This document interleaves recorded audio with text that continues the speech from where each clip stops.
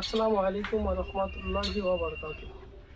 অনেক ভাই বোনের প্রশ্ন যে রোজার নিয়ত করব কীভাবে। খুব সুন্দর প্রশ্ন, খুব গুরুত্বপূর্ণ প্রশ্ন।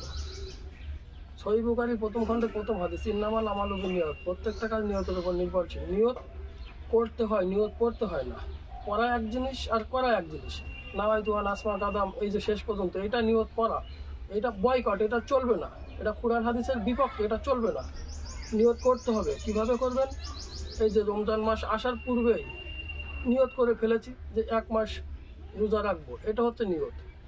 রাতে ঘুমানোর সময় যখন ঘুমাতে যাই তখন মোবাইলে অ্যালার্ম দিয়ে রাখি যে সেহারির সময় উঠবো, সেহারি খাবো, রোজা রাখবো, এটাই হলো নিয়ত। যখন সেহারি করতে উঠি, সেহারি খাই, এই উদ্দেশ্যে খাই যে রোজা রাখবো, এটাই হচ্ছে নিয়ত।